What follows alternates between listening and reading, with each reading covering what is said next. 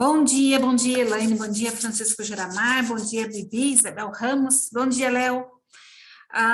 Esse livro que nós estamos gravando essa semana é O Homem em Busca de um Sentido, conta lá sobre o Viktor Frankl, que presenciou a Segunda Guerra Mundial, ficou preso nos campos de concentração, e o que ele trouxe de resultado dessa vivência dele foi comportamento humano em grupos, né? Sobre muita pressão. Hoje nós estamos desfalcados aqui um pouquinho do Luiz Marcelo, mas nós temos que continuar a gravação justamente para disponibilizar lá o link para vocês no YouTube. E se eu fosse vocês, viam as outras gravações, principalmente de ontem, que saíram muitos insights, o Luiz Marcelo deu muita contribuição ontem, então é importante vocês verem todo o restante também, tá? Bora lá, são mais 25 páginas, eu acho que coisa de cerca de 20 minutos, 30 minutos, a gente termina essas 25 páginas, tá bom? Aí no final, alguém quiser comentar alguma coisa, a gente abre aqui um tempinho. Então, bora lá.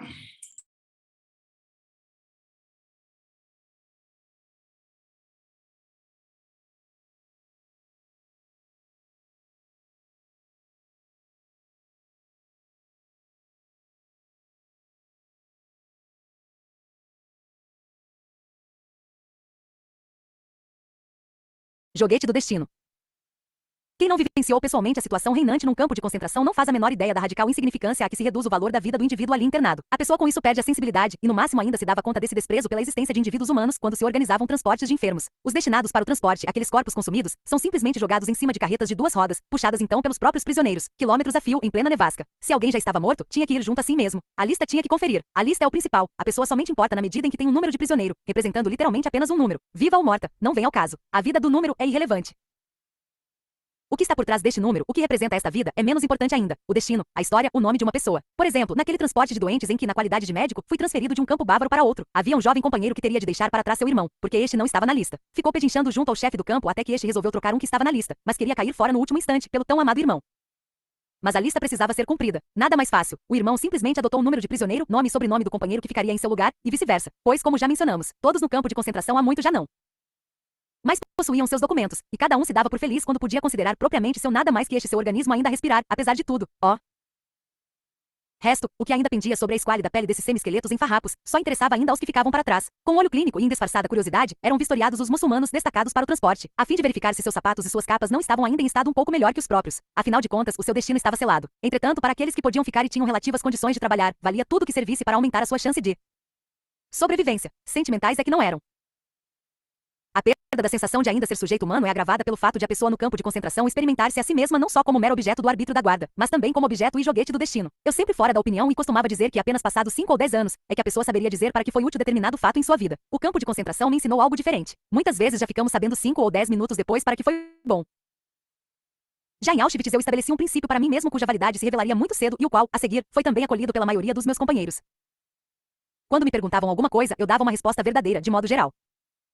Mas sobre aquilo que não era objeto de pergunta, eu me calava. Se alguém perguntava por minha profissão, eu lhe respondia médico, mas não fazia menção de ser especialista, a não ser que perguntassem por minha especialidade. Durante a primeira manhã em Auschwitz, um oficial da SS se fez presente na hora de entrarmos em forma para a chamada. Os companheiros com menos de 40 anos deviam postar-se de um lado, os acima de 40 de outro. Metalúrgicos, mecânicos de automóvel, etc., por seu turno, deviam entrar numa formação à parte. Em seguida tivemos que baixar as calças para exame de hérnia, sendo que desta vez outros companheiros foram separados. Um grupo foi tocado para outro barracão, onde devia entrar em forma mais uma vez. Fui junto. Mais uma vez fomos selecionados, e eu, por exemplo, depois de ter respondido às perguntas profissão, idade, de forma rápida e enérgica, fui destacado para um pequeno grupo à parte. E também este grupo foi tocado para outro barracão, onde logo fomos mais uma vez reagrupados. E assim por diante, até que afinal já me sentia muito decepcionado ao me ver lançado entre pessoas estranhas, todas elas estrangeiras e falando línguas que eu não conhecia. Nisso foi feita uma última seleção, sendo eu tocado com os escolhidos para um último barracão. Eis que me vejo com meus velhos companheiros, entre meus conterrâneos e colegas, naquele barracão do qual saíra originalmente. E nem tinham percebido que entre mentes eu fora tocado para lá e para cá. Eu, entretanto, imaginei de quantas cenas possíveis eu escapara no espaço de poucos minutos. Ao se organizar o mencionado transporte de enfermos para um campo de repouso, incluíram meu número na lista. Estavam precisando de alguns médicos, mas ninguém acreditava que o transporte seguisse realmente para um campo de repouso. Afinal, ninguém mais era ingênuo. Aquele mesmo transporte já estivera previsto para algumas semanas antes, e já então ninguém acreditara que fosse para um campo de repouso, mas Sim, para a câmara de gás. Repentinamente foi dado um aviso. Quem quisesse, poderia ser riscado da lista dos enfermos em repouso, caso se apresenta-se voluntariamente para trabalhar no muito temido turno da noite. 82 companheiros se acusaram sem pestanejar. 15 minutos depois ouvia-se o anúncio: transporte cancelado. Aqueles 82, no entanto, não mais escaparam da lista para o turno da noite. Para a maioria deles, o trabalho noturno significou a morte dentro dos próximos 14 dias. O último desejo, decorado. Desta feita era composto pela segunda vez o transporte para o campo de repouso. Agora ninguém mais sabia se era ou não uma finta para extrair dos enfermos o último resto de força para trabalhar, mesmo que só por 14 dias. Ou seriam as câmaras de gás o destino? Ou, quem sabe, de fato o campo de repouso. O médico-chefe se dava bem comigo. Às 15 para as 10 da noite ele me segredou. Avisei no escritório que você ainda pode ser riscado da lista. Você pode fazê-lo até às 10 horas da noite. Dou-lhe a entender que isto não é do meu feitio, que aprendi a seguir o caminho reto ou, como se queira, deixar o destino ir em frente. Vou ficar com meus companheiros doentes, é o que lhe digo. Percebo seu olhar penalizado, como se tivesse um pressentimento. Sem dizer uma palavra, ele me estende a mão como se fosse uma despedida, não por toda a vida, e sim da minha vida. Saio. A passos lentos volto para o meu barracão. Um bom amigo está sentado no meu lugar. Você vai mesmo? Sim. Vou. Seus olhos se enchem de lágrimas. Procuro consolá-lo, mas preciso fazer outra coisa. Meu testamento oral. Cuide bem, Otto, se eu não voltar para casa para minha mulher, e se você voltar a ver lá, diga a ela o seguinte: cuide bem. Em primeiro lugar, que falei sobre ela todos os dias e a cada instante, você lembra? Segundo, jamais amei alguém tanto quanto a ela. Terceiro, ser casado com ela tão pouco tempo. Esta felicidade compensou tudo, inclusive o que tivemos que passar aqui. Otto, onde estás agora? Vives ainda? O que aconteceu contigo desde aquele último momento em que estivemos juntos? Reencontraste tua esposa? Lembra-te ainda como te obriguei, apesar de teu choro infantil, a decorar meu testamento oral palavra por palavra? Na manhã seguinte parti com o transporte. Desta vez não foi nenhuma finta nem truque. Este transporte também não seguiu para as câmaras de gás, mas realmente para um campo de repouso. E aqueles que tiveram tanta pena de mim, ficaram no campo de antes, onde então a fome graçou com muito mais violência que em nosso novo campo. Acharam estar se salvando, mas ficaram em maior desgraça. Meses depois, já após a libertação, encontrei novamente aquele companheiro do campo anterior, o qual, na qualidade de policial, havia confiscado de uma panela o pedaço de carne que faltou naqueles dias num depósito de cadáveres daquele campo. É que ali rompera o canibalismo, mas desse inferno eu havia escapado em tempo. Isto me lembra de uma velha história da morte em Teherã. Estava um persa rico e poderoso passeando certa vez pelo parque de sua casa em companhia de seu criado. Este se põe a lamentar que acabou de ver a morte ameaçando levá-lo. O criado implora seu amo que lhe dê o cavalo mais rápido para se pôr imediatamente a caminho e fugir rumo a Teherã, onde ele queria chegar naquela mesma noite. O amo lhe dá o cavalo e o criado parte a galope. Caminhando de volta para casa, o próprio amo se depara com a morte e passa a interrogá-la. Por que assustaste meu criado desta forma? Por que o ameaçaste? Responde-lhe a morte. Ora, não o ameacei. Nem quis assustá-lo. Apenas me admirei, surpresa com o fato de vê-lo aqui, pois devo encontrá-lo em Teherã ainda hoje à noite. Plano de fuga. O sentimento predominante de ser mero joguete, e o princípio de não assumir o papel do destino, mas de deixar ao destino o seu livre curso, tudo isso, e ainda a profunda apatia que se apodera da pessoa no campo de concentração, são fatores que explicam por que ela evita qualquer tipo de iniciativa e teme tomar decisões. A vida no campo de concentração apresenta situações que exigem decisões súbitas e imediatas, e que muitas vezes representam decisões sobre o ser ou não ser. O prisioneiro então prefere que o destino livre da obrigação de decidir-se. Esta fuga ante a decisão pode ser muito bem observada quando o prisioneiro precisa decidir se foge ou não. Naqueles minutos, e a cada vez somente podem ser poucos os minutos nos quais precisa tomar a decisão, ele passa por horrível tortura interior. Será que tento fugir ou não? Devo assumir o risco ou não? Eu mesmo também experimentei este purgatório de tensão interior ao surgir uma oportunidade de fuga poucos dias antes de aproximar-se à frente de combate. Um companheiro que precisava prestar serviços médicos em Banaxes situados fora do campo era a favor da fuga. Ele insistia em fugir comigo. A pretexto de uma consulta conjunta para um não prisioneiro, para a qual ele alegou necessitar-me urgentemente como especialista, demos um jeito de sair do campo. Lá fora, um membro secreto de uma organização de resistência estrangeira nos forneceria uniformes e papéis falsos. No último momento, entretanto, surgiram dificuldades de ordem técnica e tivemos que voltar para o campo. Aproveitamos a oportunidade para apanhar algumas batatas meio podres como provisão para o caminho e principalmente precisávamos arranjar uma mochila para cada um. Para este fim, penetramos num barracão vazio do campo de mulheres que acabará de ser evacuado, tendo elas sido levadas para outro campo. Um caos inimaginável se nos apresentou neste barracão. Estava tudo numa grande bagunça e se podia ver claramente que muitas mulheres haviam fugido. Trapos e palha, restos estragados de comida e louça quebrada. Mas preferimos não levar nem mesmo tigelas em bom estado que, via de regra, eram consideradas objetos de alto valor no campo de concentração. Sabíamos bem que, ultimamente, quando passaram a reinar as piores condições possíveis no campo de concentração, essas tigelas de sopa costumavam ser usadas não só para a mesa, mas também como lavatórios e urinóis. Era rigorosamente proibido ter no barracão qualquer vasilha para as necessidades fisiológicas. Entretanto, esta proibição foi simplesmente ignorada por todos aqueles que, durante a epidemia de tifo exantemático, estavam prostrados com febre alta e que nem com auxílio de outros podiam ser levados à noite para a latrina, dada a sua grande debilidade física. Enquanto fico de guarda lá fora, meu colega penetra sorrateiramente no abandonado barracão de mulheres. Pouco depois ele sai, todo contente, mostrando disfarçadamente, porém com muito orgulho, a mochila que traz escondida debaixo da capa. Diz que ainda viu outra lá dentro e que devo buscá-la para mim. Ele fica de guarda, e eu entro no barracão. Ao vasculhar os montes de objetos desordenados, encontro, para minha grande alegria e surpresa, ainda antes de dar com a outra mochila, uma velha escova de dentes. Nisto, vejo, em meio aos objetos evidentemente deixados para trás na precipitação da fuga, um cadáver de mulher. Volto apressado para o meu barracão a fim de apanhar todos os meus pertences. Minha tigela de sopa, algumas luvas esfarrapadas que herdei, de um paciente falecido naquele barracão de tifo exantemático, e algumas dezenas de papeizinhos nos quais eu passará a reconstruir com anotações estenográficas o meu manuscrito científico perdido em Auschwitz às pressas ainda faço. Uma visitação e percorro pela última vez a ala direita e depois a esquerda de pacientes deitados sobre tábuas podres, apertados um contra o outro, de ambos os lados do corredor e no meio do barracão. Chego ao único conterrâneo meu que já ali às portas da morte. Salvá-lo, apesar do seu estado muito crítico, tinha sido para mim uma questão de honra. É claro que tenho que manter em segredo o meu plano de fuga. Mesmo assim, o meu companheiro parece suspeitar de alguma coisa. Possível que eu estivesse um pouco nervoso. Em todo caso, ele me pergunta com voz muito débil: você também vai cair fora? Digo que não, mas não consigo mais afastar-me dele, do seu olhar. Após a visitação, volto para ele. E mais uma vez se fixa em mim aquele olhar sem esperança, e de alguma forma o sinto como repreensão. Cada vez mais cresce aquele sentimento incômodo que se apoderou de mim a partir do momento em que concordei em fugir com meu colega, procedendo contra o meu velho princípio de não assumir o papel do destino. De repente saio do barracão rumo à enfermaria para avisar o meu colega que não posso ir. Nem bem lhe declarara que não podia mais contar comigo. Mal tomara eu a decisão de continuar com os pacientes como antes, deixei de sentir, de um momento para o outro, aquela intranquilidade. Fico sem saber o que virá nos dias seguintes. Interiormente, porém, sereno como nunca, a passo firme.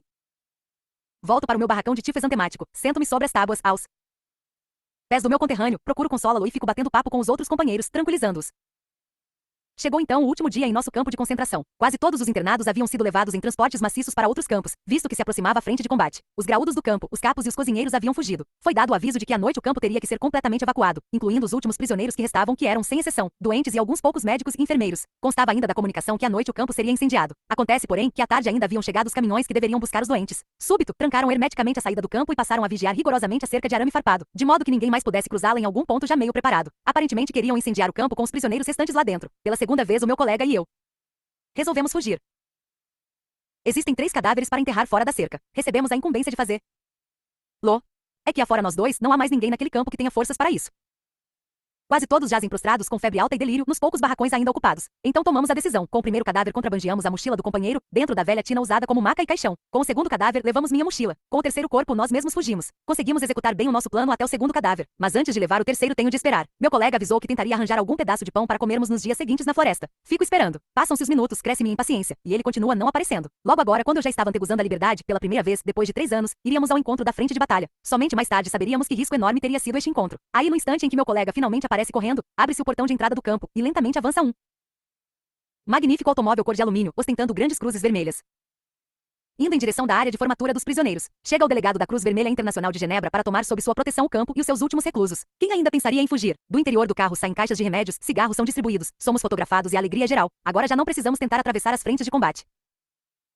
O delegado se hospeda na casa de um agricultor, próximo ao campo, pois quer estar disponível à noite para qualquer caso. Naquele primeiro arroubo de alegria tínhamos esquecido completamente o terceiro cadáver. Agora o levamos para fora e o deixamos rolar para dentro da estreita sepultura que lhe cavamos. O guarda que nos acompanha e supervisiona, de uma hora para outra, é a amabilidade em pessoa. Ele começa a perceber que as coisas agora podem tomar outro rumo e procura contato conosco. Em todo caso, ele toma parte na breve oração que pronunciamos antes de fazer cair a terra sobre o cadáver. Após aquela nossa tensão interior e o nervosismo dos últimos dias e horas, nessa reta final em nossa corrida com a morte, as palavras com que suplicamos paz na nossa oração devem ter sido das mais ardentes que um ser humano jamais pronunciou. Assim passa este dia, o último em nosso campo, na vivência de uma liberdade interiormente antecipada. Porém, a nossa expectativa falhou num ponto. Apesar de o representante da Cruz Vermelha afirmar, com base numa convenção, que o campo não poderia mais ser evacuado, e a despeito da sua presença no lugarejo próximo, à noite chegam caminhões com integrantes da SS dando a ordem de desocupar o campo imediatamente. Dão-nos a entender que os últimos prisioneiros restantes devem ser transportados para um campo central, de onde, dentro de 48 horas, seriam levados para a Suíça e trocados por prisioneiros de guerra. O pessoal da SS está irreconhecível, tal amabilidade com que insistem para que subamos sem medo nos caminhões e nos alegremos com a chance que nos seria dada. Quem ainda tem forças já corre para os caminhões, com muitos sacrifícios gravemente. Enfermos e totalmente enfraquecidos são erguidos para a plataforma da viatura. Meu colega e eu já não escondemos nossas mochilas e nos colocamos de pé, prontos a ser incluídos entre 13 pessoas a serem levadas pelo último caminhão. O médico-chefe é que faz a distribuição. Estamos ali de pé, e somos 15 pessoas. Ao contar os 13 que irão, ele nos deixa fora. Os 13 são postos no caminho, enquanto nós dois que ficamos para trás surpresos, decepcionados e indignados ao partir a penúltima leva, nos queixamos ao médico-chefe. Ele se desculpa alegando estar exausto e distraído. Por engano ele teria achado que ainda pensávamos em fugir. Tomados de impaciência, sentamo-nos novamente, mas de mochila às costas, e com os prisioneiros restantes ficamos esperando o último caminhão. A espera é muito longa. Deitamo-nos sobre os catres desocupados da enfermaria, completamente desgastados que estamos pela guerra de nervos das últimas horas e dias, pelas esperanças despertadas a se alterar sucessivamente com desilusão, pelo vai-vem entre alegria imensa e tristeza mortal. Estamos prontos para a viagem, adormecemos sem trocar de roupa nem tirar os sapatos. Acordamos com o barulho de tiros de canhão e fuzil, o clarão de foguetes sinalizadores, o sibilo de balas atravessando até as paredes do barracão. O médico-chefe entra correndo e nos manda buscar cobertura no chão. Do beliche acima de mim o companheiro pula com os sapatos em cima da minha barriga. Agora sim, estou bem acordado. Logo sabemos o que está havendo. Chegou à frente de combate. O tiroteio vai diminuindo até parar por completo. A noite cede ao crepúsculo. Lá fora o mastro no portão principal do campo ostenta uma bandeira branca. Apenas semanas mais tarde é que nós, o reduzido e último grupo daquele campo, ficamos sabendo que até mesmo naquelas horas derradeiras o destino nos fizera mais uma vez de joguete, experimentamos a ambiguidade de toda decisão, ainda mais quando justamente vida ou morte estão em jogo. Quanto àqueles que naquela última noite julgaram que os caminhões os levariam rumo à liberdade, tivemos que pensar mais uma vez naquele conto que fala da morte em Teherã. Semanas mais tarde tive diante de mim fotografias tiradas num pequeno campo não muito distante do nosso, para onde haviam levado os meus pacientes. Trancaram-nos em barracões que foram incendiados. As fotografias mostravam os cadáveres semicarbonizados. Irritabilidade. Até aqui descrevemos a apatia, a dessensibilização do íntimo, que toma conta do prisioneiro durante a sua estada no campo de concentração, fazendo a sua vida anímica baixar, de modo geral, a um nível mais primitivo, tornando objeto do destino ou do arbítrio dos guardas, destituído de vontade. Tanto que ele acaba cheio de medo de tomar nas mãos o seu destino, ou seja, de enfrentar decisões. A apatia tem ainda outras causas e não pode ser entendida apenas como mecanismo de autodefesa da alma no sentido mencionado. Há também causas de natureza fisiológica. É o que vale também para a irritabilidade, a qual, além da apatia, representa uma das mais eminentes características da psique do prisioneiro. Entre as causas fisiológicas estão em primeiro lugar a fome e a falta de sono. Como qualquer um sabe, mesmo na vida normal ambos os fatores tornam a pessoa apática e irritadiça. No campo de concentração, o sono insuficiente se deve em parte aos insetos parasitas a proliferar livremente na mais inconcebível falta de higiene, e à inimaginável concentração de pessoas nos barracões.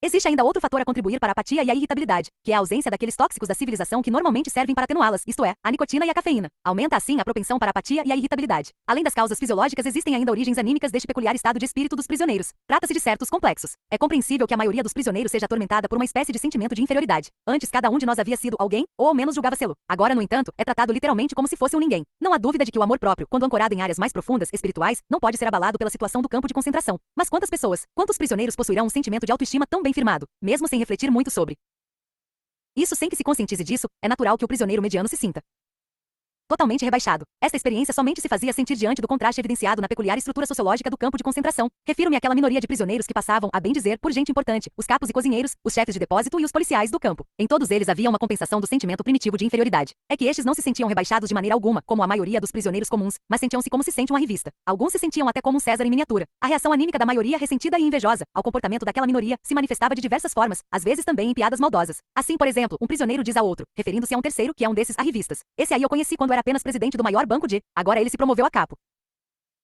Sempre que essa maioria dos rebaixados e a minoria dos arrivistas entravam em conflito, explodia a irritação, que logo chegava ao auge. Para esses encontros conflitivos havia oportunidades mais que suficientes na vida do campo de concentração, a começar pela distribuição de comida. Aquela irritabilidade, de cujas origens fisiológicas diversas falamos acima, acaba por se potenciar com o acréscimo das causas anímicas, a complexa carga de sentimentos de todos os envolvidos. Já não causa surpresa que o acúmulo assim originado acabe em pancadaria entre os prisioneiros. Aquele reflexo que da emoção raivosa vai extravasar-se no golpe físico, já está basicamente pré-condicionado pelos frequentes espancamentos que o recluso testemunha a cada instante. Eu mesmo passei repetidas vezes pela experiência de sentir a mão solta prestes a perder o controle quando, faminto e tresnoitado, era cometido de raiva súbita. Entre outras razões, eu estava tresnoitado porque, durante determinado período, pudemos fazer fogo para aquecer o nosso barracão de chão batido que servia de galpão de tifo, e precisávamos cuidar que não apagasse o fogo no fogão. Aqueles entre nós que ainda estavam em condições relativamente boas eram obrigados a participar de um serviço noturno destinado a atender ao fogão. Apesar de tudo, foram horas das mais idílicas as que vivi quando, em plena noite, enquanto os outros dormiam ou deliravam de febre, eu me estirava no chão batido frente ao pequeno fogão do barracão, cuidando do fogo naquelas horas do meu turno, assando umas batatas furtadas nas brasas do carvão igualmente furtado. Porém, tanto mais tresnoitado, apático e irritadiço a gente se sentia no outro dia. Na época eu trabalhava como médico tratando tifo pouco antes da nossa libertação, e tinha que substituir ainda o chefe de bloco que estava doente. Consequentemente, eu era responsável, perante a administração do campo, pela higiene no barracão, na medida em que se podia manter qualquer higiene dentro daquelas circunstâncias. A pretensa inspeção periódica do barracão tinha por objetivo não verificar as condições higiênicas, mas sim torturar-nos. Mais alimento ou um pouco de medicamento teriam dado efeito.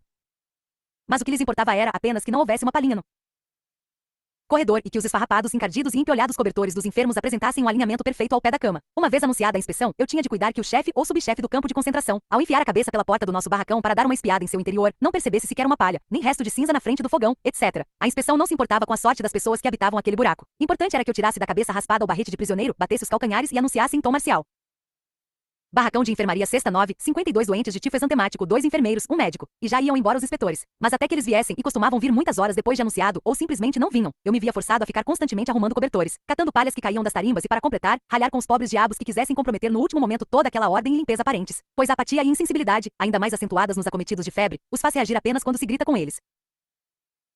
Mas até isso muitas vezes não adianta, e então o negócio mesmo é controlar-se com o maior esforço para não sentar a mão, pois a própria irritabilidade aumenta desmedidamente face a apatia dos outros, e mais ainda diante do perigo em que ela coloca a gente, quando de uma inspeção iminente. A liberdade interior.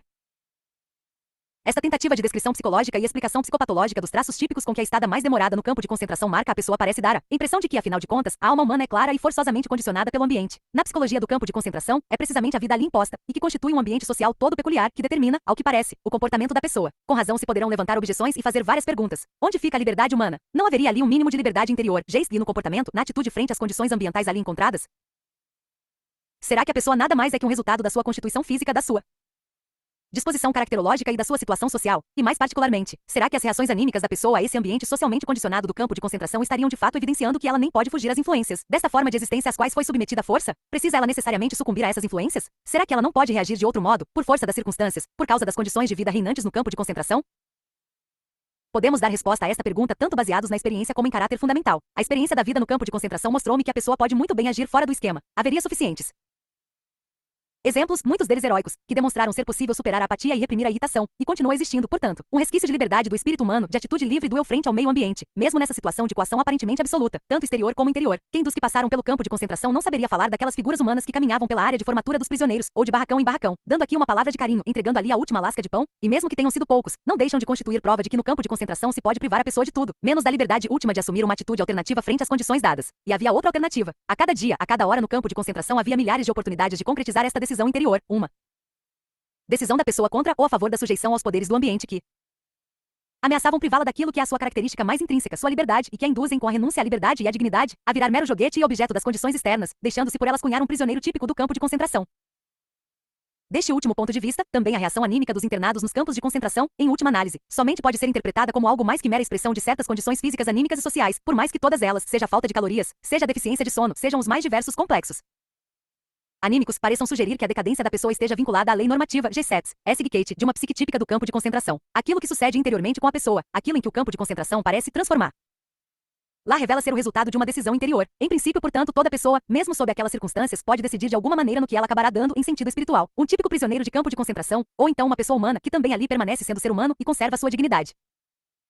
Dostoiévski afirmou certa vez: temos somente uma coisa, não ser digno do meu tormento. Essas palavras só podiam mesmo ficar passando muitas vezes pela cabeça da gente quando se ficava conhecendo aquelas pessoas tipo mártir, cujo comportamento no campo de concentração, cujo sofrimento e morte testemunham essa liberdade interior última do ser humano, a qual não se pode perder. Sem dúvida, elas poderiam dizer que foram dignas dos seus tormentos. Elas provaram que inerente ao sofrimento há uma conquista que é uma conquista interior. A liberdade interior, Geistig, do ser humano, a qual não se lhe pode tirar, permite-lhe até o último suspiro configurar a sua vida de modo que tenha sentido. Pois não somente uma vida ativa tem sentido, em dando à pessoa a oportunidade de concretizar valores de forma criativa. Não há sentido apenas no gozo da vida, que permite à pessoa a realização na experiência do que é belo, na experiência da arte ou da natureza. Também há sentido naquela vida que, como no campo de concentração, dificilmente oferece uma chance de se realizar criativamente e em termos de experiência, mas que lhe reserva apenas uma possibilidade de configurar o sentido da existência. Precisamente na atitude com que a pessoa se coloca face à restrição forçada de fora sobre seu ser. Faz muito que o recluso está privado do gozo da vida criativa. Mas não é só a vida criativa e o gozo de seus dons que tem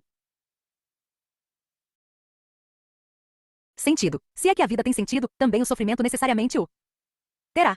Afinal de contas, o sofrimento faz parte da vida de alguma forma, do mesmo modo que o destino e a morte. A aflição e morte fazem parte da existência como um todo. A maioria se preocupava com a questão: será que vamos sobreviver ao campo de concentração? Pois caso contrário, todo esse sofrimento não tem sentido. Em contraste, a pergunta que me afligia era outra: será que tem sentido todo esse sofrimento, essa morte ao nosso redor? Pois caso contrário, afinal de contas, não faz sentido sobreviver ao campo de concentração. Uma vida cujo sentido depende exclusivamente de se escapar com ela ou não e, portanto, das boas graças de semelhante acaso. Uma vida dessas nem valeria a pena ser vivida. O destino, um presente. Da maneira com que uma pessoa assume o seu destino inevitável, assumindo com esse destino todo o sofrimento que se lhe impõe, nisso se revela, mesmo nas mais difíceis situações, mesmo no último minuto de sua vida, uma abundância de possibilidades de dar sentido à existência. Depende se a pessoa permanece corajosa e valorosa, digna e desinteressada, ou se na luta levada ao extremo pela autopreservação ela esquece sua humanidade e acaba tornando-se por completo aquele animal gregário, conforme nos sugeriu a psicologia do prisioneiro do campo de concentração. Dependendo da atitude que tomar, a pessoa realiza ou não os valores que lhe são oferecidos pela situação sofrida e pelo seu pesado destino. Ela então será digna do tormento ou não. Ninguém pense que essas reflexões estejam distantes da realidade da vida e do mundo. Sem dúvida, poucas e raras são as pessoas capazes e à altura dessa elevada proposta. Pois poucos foram os que no campo de concentração mantiveram a sua plena liberdade interior e puderam alçar-se à realização daqueles valores possibilitada pelo sofrimento. Mesmo que tivesse sido um único apenas, ele bastaria como testemunho para o fato de que a pessoa interiormente pode ser mais forte que seu destino exterior, e isto não somente no campo de concentração. Sempre e em toda parte a pessoa está colocada diante da decisão de transformar a sua situação de mero sofrimento numa produção interior de valores. Tomemos o caso dos doentes, particularmente os incuráveis. Li certa vez a carta de um paciente relativamente jovem comunicando ao seu amigo que acabará de ficar sabendo que sua vida não duraria muito mais e que mesmo uma operação não salvaria. Mas escrevia ainda nesta carta que justamente agora se lembrava de um filme no qual um homem encarava sua morte com disposição, dignidade e coragem. Naquela ocasião, quando assistiu o filme, este nosso paciente pensara que só pode ser um presente do céu, caminhar em direção à morte com essa atitude, de cabeça erguida, e agora, escrevia ele, seu destino lhe dera essa chance. Anos atrás vimos outro filme, Ressurreição, baseado no romance de Tolstói. Quem então não pensou a mesma coisa, que destinos grandiosos com grandes personalidades? Nós de certo não teremos um destino tão glorioso e por isso jamais poderemos alcançar semelhante grandeza humana. Terminada a sessão de cinema, íamos tomar um café, comer um sanduíche e acabávamos com essas estranhas ideias metafísicas que por um momento haviam cruzado nosso pensamento. Mas quando a gente mesmo se via colocado perante um destino grandioso, quando a gente mesmo se defrontava com a decisão de fazer frente ao destino com grandeza interior própria, já tínhamos esquecido aqueles propósitos pouco sérios. E acabávamos falhando. Para este ou aquele, entretanto, talvez tenha chegado o dia em que estava novamente sentado no cinema assistindo ao mesmo filme ou a um filme semelhante, enquanto que interiormente o seu olhar imaginativo assistia simultaneamente ao filme de lembrança daquelas que jamais realizaram em sua vida tudo isso, e mais ainda do que o pode mostrar uma produção cinematográfica de cunho sentimental. Quem sabe, então nos ocorre esse ou aquele detalhe dessa ou daquela história da grandeza interior de determinada pessoa, como por exemplo a história de uma mulher jovem morrendo no campo de concentração, da qual fui testemunha. A história é singela, não há muito o que contar, e mesmo assim ela soará como que inventada, de tão poética que ela se me afigura. Essa jovem mulher sabia que teria que morrer nos próximos dias. Quando falei com ela, ainda assim estava bem disposta.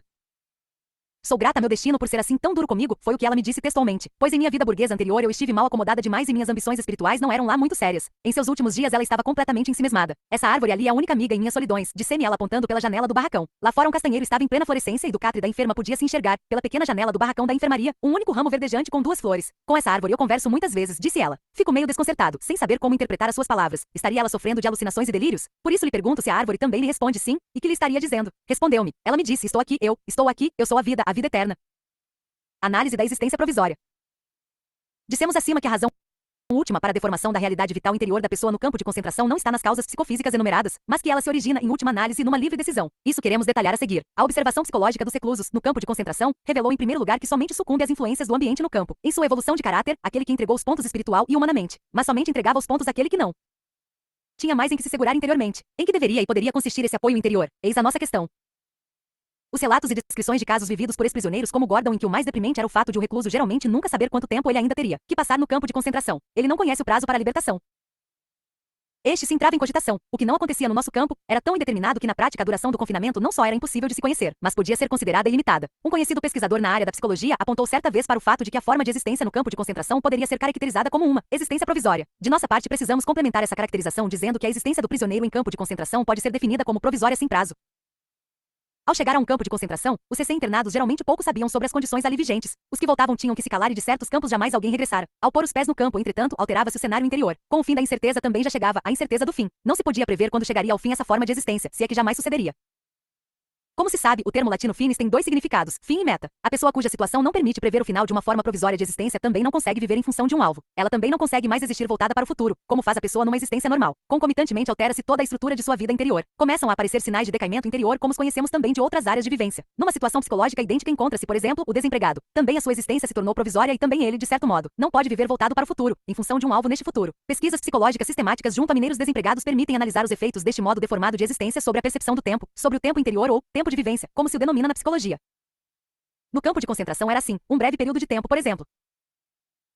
Um dia preenchido por incertezas e violências a todo momento, parecia interminável. Um período mais longo, entretanto, digamos uma semana, preenchido com a monotonia diária, parecia transcorrer com rapidez incrível. E meus companheiros sempre me davam razão quando dizia: no campo de concentração um dia demora mais que uma semana. Tão paradoxal era a percepção do tempo. Neste contexto, por sinal, vem também a lembrança às certeiras observações psicológicas de Thomas Mann em seu romance A Montanha Mágica, onde se descreve a evolução anímica de pessoas em situação psicológica análoga, tuberculosos internados em sanatório, que igualmente não sabem quando receberão alta e ficam numa existência sem futuro, sem orientação para uma meta, assim como os tipos humanos confinados em campo de concentração. Um dos prisioneiros contou-me que ao marchar numa longa coluna de reclusos recém-chegados, indo da estação ferroviária para o campo de concentração, teve o sentimento de estar andando atrás de seu próprio cadáver, tal a intensidade com que ele experimentou naquela ocasião a sua absoluta falta de futuro, a qual o obrigou a encarar toda a sua vida exclusivamente sob a perspectiva do passado, como algo passado como de um morto. Essa experiência de ser cadáver vivo ainda é aprofundada por outros momentos. Enquanto que na dimensão temporal se faz sentir o caráter ilimitado da detenção, faz-se sentir na dimensão espacial a limitação, o encarceramento. Aquilo que se encontra do lado de fora do arame farpado muito cedo parece inacessível e finalmente real, de certo modo. Os acontecimentos lá fora, assim como as pessoas e toda a vida normal fora do campo assumem um aspecto de certa forma fantasmagórico para aquele que está dentro do campo de concentração. Na medida em que essa pessoa puder lançar um olhar para fora, a vida ali a ser vista por ela como que por um falecido que olha do além para este mundo. Em relação ao mundo normal, o recluso com o tempo se sentirá como se tivesse desaparecido para este mundo. Para quem entrega os pontos como pessoa, por não mais conseguir apoiar-se num alvo futuro, a forma de vida interior no campo de concentração acaba desembocando numa forma de existência retrospectiva. Dessa tendência de voltar para o passado já falamos em outro contexto. Ela se presta para a depreciação do presente com seus horrores. Ocorre, porém, que a depreciação do presente da realidade envolvente implica certo perigo. Isto porque podem ser facilmente esquecidas as possibilidades de influência criativa sobre a realidade, as quais não deixam de existir também no campo de concentração, como ficou demonstrado em diversos exemplos heróicos. A depreciação total da realidade oriunda da forma provisória de existência do recluso acaba seduzindo a pessoa a entregar os pontos completamente, a abandonar-se a si mesma, visto que de qualquer forma, tudo está perdido. Essas pessoas estão se esquecendo de que muitas vezes é justamente uma situação exterior extremamente difícil que dá à pessoa a oportunidade de crescer interiormente para, além de si mesma. Em vez de transformar as dificuldades externas da vida no campo de concentração numa prova de sua força interna, elas não levam a sério a existência atual e depreciam-na para algo sem real valor. Preferem fechar-se a esta realidade ocupando-se ainda apenas com a vida passada. A vida dessas pessoas acaba se assoreando, em vez de alçar-se a um ponto alto justamente sob as dificuldades extremas da reclusão, para o que, em princípio, haveria chance. Naturalmente são poucas as pessoas capazes para isso, mas elas conseguiram, mesmo no fracasso exterior e mesmo na morte, alcançar uma grandeza humana que antes, em sua existência cotidiana, talvez jamais lhes tivesse sido concedida. Para os outros, entretanto, para nós, do tipo médio e morno, passava a valer a advertência de Bismarck: a vida é como estar no dentista. A gente pensa que o principal ainda vem, quando na realidade já passou. Variando um pouco, poderíamos dizer que a maioria das pessoas no campo de concentração acreditava terem perdido as verdadeiras possibilidades de realização, quando na realidade elas consistiam justamente naquilo que a pessoa fazia dessa vida no campo: vegetar como os milhares de prisioneiros ou, como uns poucos, vencer interiormente. Spinoza como educador. Assim fica evidente que toda tentativa psicoterapêutica ou mesmo psicohigiênica de combater os fenômenos psicopatológicos suscitados no prisioneiro pela vida no campo de concentração necessariamente terá que procurar a reconstrução interior da pessoa lá e, a despeito de lá, procurando fazê-la orientar-se para o futuro, para um alvo no futuro.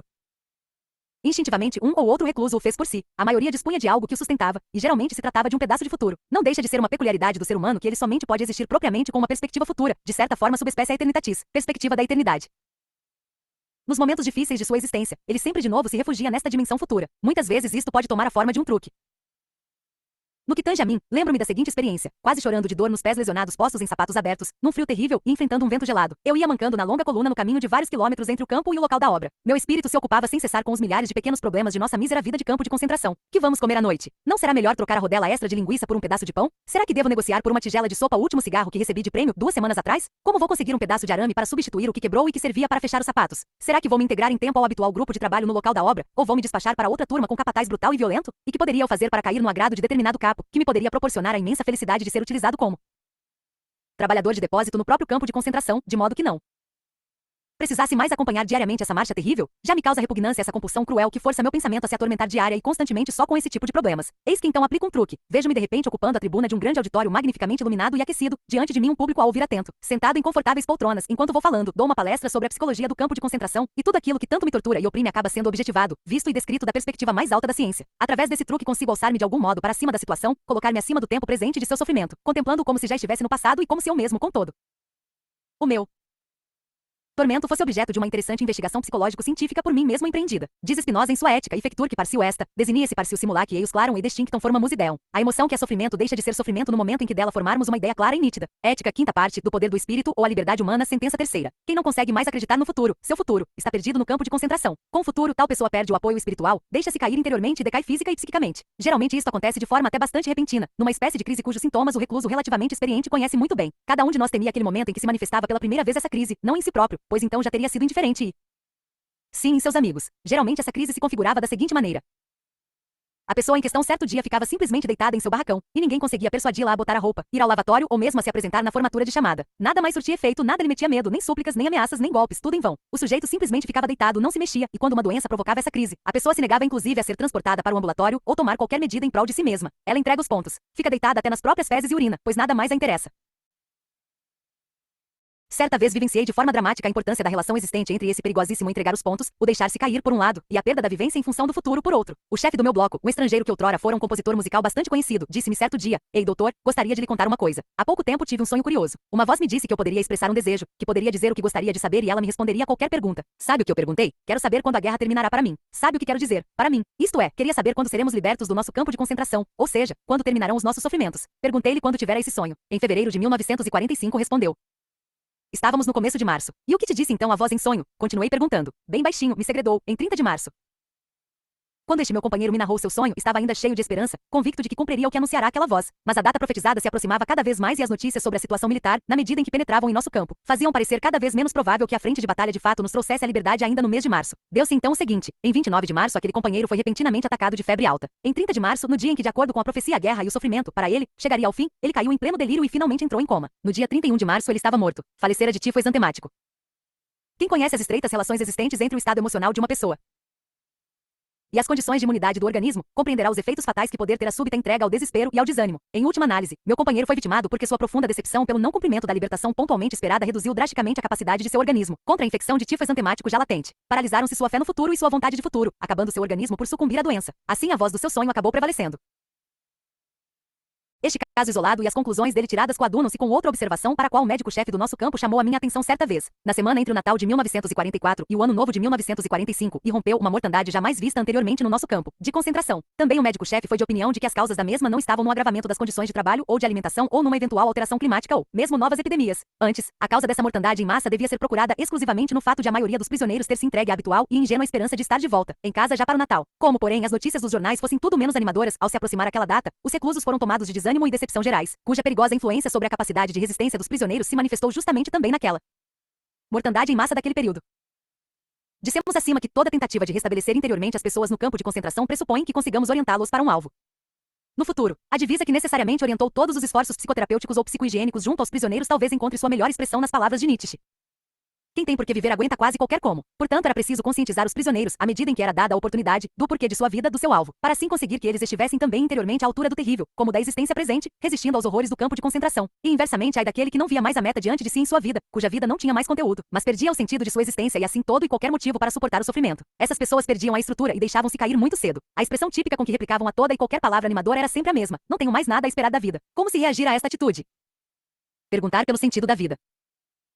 O que se faz necessário aqui é uma viravolta em toda a colocação da pergunta pelo sentido da vida. Precisamos aprender e também ensinar as pessoas em desespero que a rigor nunca e jamais importa o que nós ainda temos a esperar da vida, mas sim exclusivamente o que a vida espera de nós. Falando em termos filosóficos, se poderia dizer que se trata de fazer uma revolução copernicana. Não perguntamos mais pelo sentido da vida, mas nos experimentamos a nós mesmos como os indagados como aqueles aos quais a vida dirige perguntas diariamente e a cada hora, perguntas que precisamos responder, dando a resposta adequada não através de elucubrações ou discursos, mas apenas através da ação, através da conduta correta. Em última análise, viver não significa outra coisa que arcar com a responsabilidade de responder adequadamente às perguntas da vida, pelo cumprimento das tarefas colocadas pela vida a cada indivíduo, pelo cumprimento da exigência do momento. Essa exigência, e com ela o sentido da existência, altera-se de pessoa para pessoa e de um momento para o outro. Jamais, portanto, o sentido da vida humana pode ser definido em termos genéricos. Nunca se poderá responder com validade geral à pergunta por este sentido. A vida como a entendemos aqui não é nada vago, mas sempre algo concreto, de modo que também as exigências que a vida nos faz sempre são bem concretas. Esta concreticidade está dada pelo destino do ser humano, que para cada um sempre é algo único e singular. Nenhum ser humano e nenhum destino pode ser comparado com outro. Nenhuma situação se repete. E em cada situação a pessoa é chamada a assumir outra atitude. Para sua situação concreta exige dela que ela haja, ou seja, que ela procure configurar ativamente o seu destino. Ora, que ela aproveite uma oportunidade para realizar valores simplesmente vivenciando, por exemplo, gozando. Outra vez, que ela simplesmente assuma o seu destino. Mas sempre é assim que toda e qualquer situação se caracteriza, por esse caráter único e exclusivo que somente permite uma única resposta correta à pergunta contida na situação concreta. Quando um homem descobre que seu destino é sofrer, tem que ver neste sofrimento uma tarefa sua e única. Mesmo diante do sofrimento, a pessoa precisa conquistar a consciência de que ela é única e exclusiva em todo o cosmocentro deste destino sofrido. Ninguém pode assumir dela isso, e ninguém pode substituir a pessoa no sofrimento. Mas na maneira como ela própria suporta este sofrimento está também a possibilidade de uma vitória única e singular. Para nós, no campo de concentração, nada disso era especulação inútil sobre a vida. Essas reflexões eram a única coisa que ainda podia ajudar-nos, pois esses pensamentos não nos deixavam desesperar quando não enxergávamos chance alguma de escapar com vida. O que nos importava já não era mais a pergunta pelo sentido da vida como ela é tantas vezes colocada, ingenuamente, referindo-se a nada mais do que a realização de um alvo qualquer através de nossa produção criativa. O que nos importava era o objetivo da vida naquela totalidade que incluiu a morte, e assim não somente atribui sentido à vida, mas também ao sofrimento e à morte. Este era o sentido pelo qual estávamos lutando. Sofrimento como vitória. Uma vez que se nos revelara o sentido do sofrimento, também nos negávamos então a ficar desfazendo ou minimizando o volume de sofrimento que havia no campo de concentração, seja, reprimindo-o ou iludindo-nos a respeito do mesmo com otimismo barato ou artificial. Para nós também o sofrimento passará a ser uma incumbência cujo sentido não mais queríamos excluir. Para nós ele tinha revelado o seu caráter de conquista, aquele caráter de conquista que levou Hilke a exclamar: Via viel exalso Leiden. Quanto sofrimento há por resgatar. Hilke falava de resgatar o sofrimento como outros diriam cumprir uma tarefa. Havia muito sofrimento esperando ser resgatado por nós. Por isso, era também necessário olhar de frente à situação, a avalanche de sofrimento, apesar do perigo de alguém amolecer e, quem sabe, em segredo deixar as lágrimas correr livremente. Não precisaria envergonhar-se dessas lágrimas. Era um penhor de ele ter a maior das coragens. A coragem de sofrer, mas pouquíssimos sabiam disso, e só envergonhados admitiam ter se extravasado em lágrimas de novo. Certa vez perguntei a um companheiro como fizera desaparecer os seus edemas de fome, ao que ele confessou: Coreio chorando. Algo está esperando. As tentativas embrionárias de uma psicoterapia ou psicohigiene no campo de concentração foram de natureza individual e coletiva. As tentativas psicoterapêuticas individuais foram muitas vezes um tratamento urgente para salvar a vida. Afinal, esses esforços se destinavam sobretudo à prevenção de suicídios. Para os casos em que se concretizara a tentativa de suicídio, havia uma proibição rigorosíssima de salvar a pessoa em questão. Assim, era oficialmente proibido, por exemplo, soltar companheiros que alguém encontrasse enforcados. Tanto mais se impunha a necessidade de tomar medidas preventivas. Lembro de 2 casos. Apresento-os não só por servirem de paradigmas para a aplicação prática das reflexões acima expostas, mas por revelarem também um notável paralelismo. Trata-se de 2 homens que em conversas haviam manifestado intenções de suicídio. Ambos alegaram da maneira típica que nada mais tinham a esperar da vida. Importava mostrar a ambos que a vida esperava algo deles, e algo na vida no futuro estaria esperando por eles. E de fato, revelou-se que por um deles havia um ser humano esperando. Seu filho, ao qual idolatrava, esperava pelo pai no exterior. Pelo outro, esperava não uma pessoa, mas um objeto, sua obra. O homem era cientista e publicara uma série de livros sobre determinado tema, a qual não estava concluída e aguardava sua conclusão. E para esta obra este homem era insubstituível, não podia ser trocado por outro. Mas ele não era nem mais nem menos insubstituível que aquele outro que no amor da criança era único e não podia ser trocado. Aquela unicidade e exclusividade que caracteriza cada pessoa humana e dá sentido à existência do indivíduo. Faz-se valer tanto em relação a uma obra ou uma conquista criativa, como também em relação a outra pessoa e ao amor da mesma. Esse fato de cada indivíduo não poder ser substituído nem representado é, no entanto, aquilo que, levado ao nível da consciência, ilumina em toda a sua grandeza a responsabilidade do ser humano por sua vida e pela continuidade da vida. A pessoa que se deu conta dessa responsabilidade em relação à obra que por ela espera ou perante o ente que a ama e espera, essa pessoa jamais conseguirá jogar fora sua vida. Ela sabe do porquê de sua existência, e por isso também conseguirá suportar quase todo como uma palavra na hora certa. As possibilidades.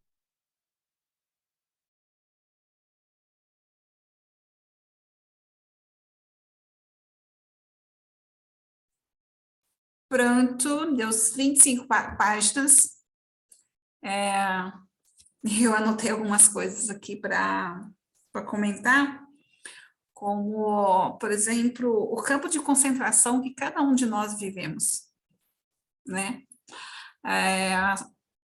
Geralmente um sofrimento que todo mundo não, um especial, um indivíduo coloca aquilo como um campo de concentração que ele vive e visita e sofre aquilo ali e não sabe cuidar para poder sair desse campo de concentração. Na verdade, estamos vivendo e não sabemos. Muitos não sabem que vivem esse campo de concentração. Sofrimento, eu lembro da palavra, o Luiz Marcelo sempre comenta sobre isso, sofrimento é algo que você está sempre visitando para estar sempre remoendo aquilo, sempre voltando. Dor, todo mundo sente. A dor, você sente e depois passa. O sofrimento é aquilo que você volta, né, sempre no passado, sempre revivendo aquela dor que você já sentiu. E está sempre aí sofrendo. Então, esse é um significado dessa palavra que é bem importante também a gente está estabelecendo. E o destino é aceitar o destino e construir esse destino. Acho que mudar isso daí, eu estava ouvindo pelas páginas agora, restante aí do suicídio, de duas pessoas que estavam tentando suicídio, que tinha algo esperando por ele lá fora, um era o filho, que estava no exterior, a salvo, que estava esperando para que ele lutasse, para que ele tivesse foco para lutar pela vida, e ele estava desistindo, não sei se é a conclusão do suicídio. E o outro era uma obra que ninguém poderia terminar se não fosse ele. Era o propósito da vida dele. Então, o suicídio é uma coisa de você negar aquilo do seu propósito, que você está para realizar aqui nesse plano, né, terreno, e você limita isso, colocando como fim a sua vida e o suicídio. Na verdade, nós temos que estar prosseguindo sempre, né? Elaine, tem alguma coisa a comentar? Um livro muito importante, muito bom. Gostei bastante, né? Tá lendo, pena na Luiz Marcelo não está podendo estar aqui agora, mas estamos meio divididos hoje para agilizar o tempo.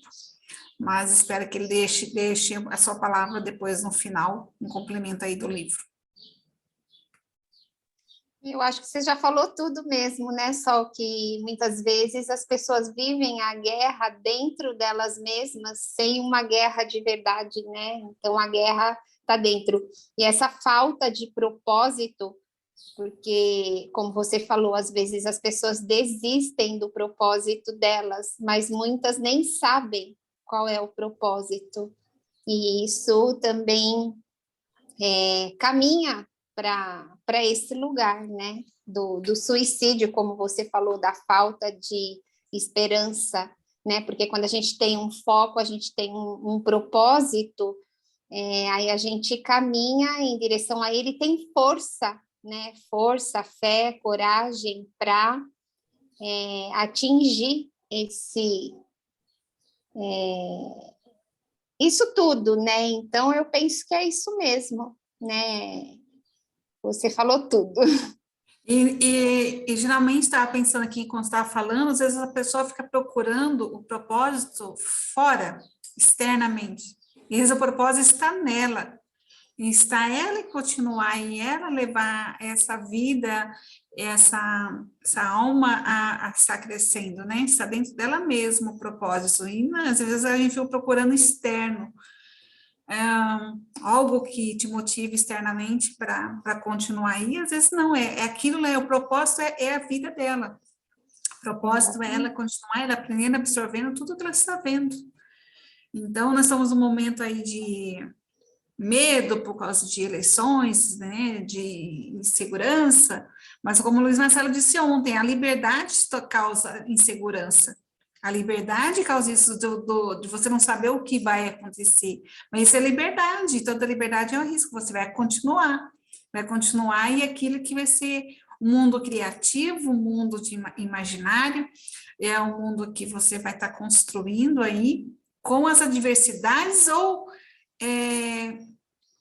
com todas as mudanças que há na sua vida. Porque você não tem mudança, não tem continuação. Imagina se fosse tudo a mesma coisa, se não estivesse tudo paradinho, tudo certinho, vivendo numa caixa, numa prisão, como o Luiz Marcelo disse ontem. Se você não tem liberdade, você está numa prisão, e na prisão é tudo aquilo, a mesma coisa, todos os dias a mesma coisa, todos os dias aquele jeitinho, todo paradinho, nada construindo, e é algo que o ser humano não veio para isso, o ser humano veio para progredir, para prosperar, para ter abundância, para crescer, para absorver tudo aí que Deus já colocou para nós aqui dentro desse plano terreno, né? Certo? Juramara, a Bibi, querem comentar alguma coisa? O Lane quer comentar mais alguma coisa?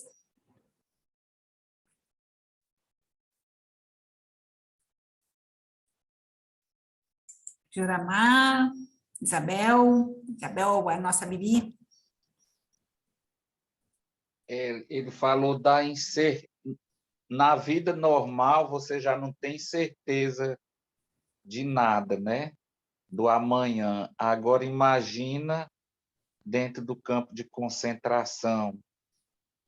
E aí ele fez uma comparação, parece que com as pessoas que tinham tuberculose também, que a vida ficava assim, aquela incerteza, né? Que a vida, o amanhã a gente não tem certeza, mas quando a gente está nesse momento de doença, de prisão num campo, aí é que a vida fica mais entediante, né? Tipo um tédio. Isso mesmo que você falou da questão do suicídio, por isso que muitas pessoas se suicidam lá. Mas o livro é assim, uma linguagem tão alta, uns argumentos tão difíceis de você acompanhar. Como eles são criativos, as pessoas que vão escrevendo, né? Eles têm uma capacidade de botar de uma forma que você fica ali ouvindo na escuta, procurando alguma coisa para você comentar depois, mas eles falam de uma forma tão difícil, não seria nem científica que eu queria dizer, que se fosse uma linguagem de médico, alguma coisa assim, de termos da ciência, mas não é. É um livro assim que você tem que ler e reler para poder... E toda hora falando desse holocausto, é holocausto, né? Que ele está campo de concentração, né?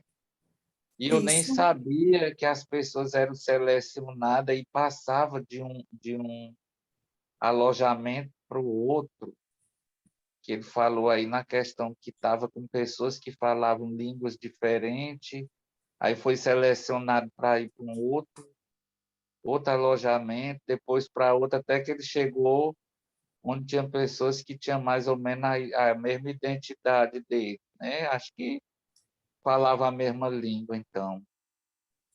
É tanta coisa para a gente saber sobre essa questão da guerra, como era mesmo esse campo de concentração, né?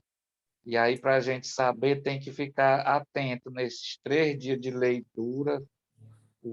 Ontem não, eu ouvi, mas tinha que ouvir de novo lá no meu serviço, com a letra maior para mim lendo. Tentei ler um pouco, porque aquele outro livro da semana passada eu li e tive uma compreensão ali da introdução, mas esse é mais difícil ainda.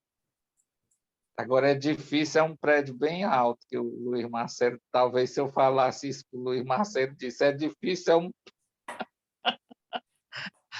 Pois era só Exato, já mais questão difícil, um da prédio bem alto, dificuldade.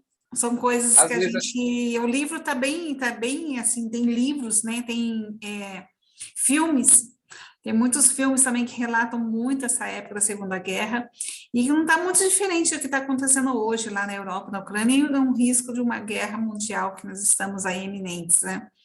O Brasil sempre esteve um pouco mais distante, mas nós hoje estamos aí sendo afetados justamente com a insegurança, com os valores altos aí dos produtos, e então vai ser afetado mundialmente, como na época também foi afetado, mas as pessoas que estavam mais longe das notícias não tinham essa noção. E é muito interessante você ver tanto livros quanto filmes para ver sobre essa guerra. Então, vídeos no YouTube, tem vídeos que relatam tudo isso sobre o Holocausto. É importantíssimo estar a par dessa passagem pelo mundo, né? Essa passagem pela Terra, o que aconteceu aí, para que a gente tenha entendimento do que está acontecendo agora. Informação, muita informação. Mas aí é onde que nasceu também grandes escritores, como o escritor Viktor Frankl é um médico, e ele está escrevendo porque ele viveu aquilo lá, né? Ele estava lá dentro, e ele traz aqui a obra dele, baseado nesses relatos e na vivência lá. Nasceu grandes artistas, e um pouco foi a imaginação. Tem um filme também muito bacana, que chama A Vida é Bela. A Vida é Bela e foi construída justamente da Segunda Guerra, dentro de um campo de concentração, onde um pai artista ficou com seu filho pequeno, e ele passou aqueles momentos de prisão lá no campo de concentração, nos momentos de prisão, como se fosse uma arte, como se fosse um filme, e aonde que eles eram os personagens. E para o filho não ter aquela experiência do horror, das dores da guerra ali dentro do campo de concentração. É bem emocionante, é muito lindo esse filme. Vale a pena. Bom, gente, acho que é isso. Bibi, como comentou, Elaine já deu crescimento. Juramar, mais alguma coisa? Não, preciso me inteirar muito desse campo de concentração, né? Da guerra. Isso. Aí eu estava assim pensando como que chegaram à guerra, né? Para prejudicar tanta gente.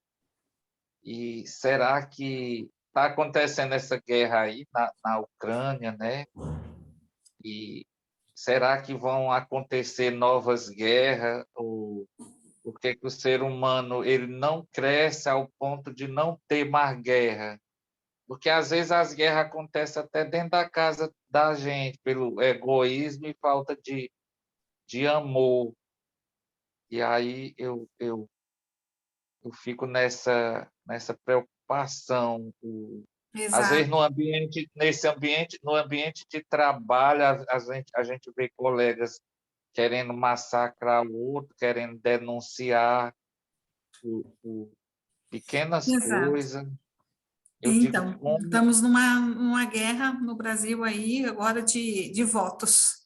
a Uma guerra guerra de quem, política. assim, coisa onde que todo mundo deveria cortar o meio a meio, né? Tá assim, o que é bom para mim é bom para você, o que não é bom para mim não é bom para você. Então, a gente tem que estar num acordo aí e procurar o caminho do meio para Tem estar família harmonizando isso tudo, né? tem família se digladiando, tem primos que estão brigando, às vezes família grande, alguns irmãos são de um lado, outros irmãos são de outro, aí começa naquela disputinha em grupo, nos grupos de WhatsApp, né? Intolerância chega a ser intolerantes, eles já estão expondo aos problemas pessoais para defender um dos lados. Já é uma guerra. Eu digo, ela não vai acabar não, as guerras não vão acabar. O amor não está, por hora, não está predominando. Onde que vai ter que mexer para que o ser humano tome consciência para não violência, né? Porque É. tem é uma Mais amor, incerteza. né? Mais amor. Onde é que contribuir isso com mais amor? Mas tá bom. Tem um bom dia para vocês. Amanhã nós continuamos. Amanhã é quinta-feira, amanhã é o quarto Amanhã dia. é quinta. Amanhã é o quarto dia. Vamos gravar amanhã o restante. Espero que o Luiz Marcelo esteja com a gente. Contribui. Mas vejam aí as gravações, tá? Bibi e Juramar, vê o restante das gravações. Tá Tá. bom? Beijão para vocês. Brigadão. Vou parar aqui. Tchau, tchau.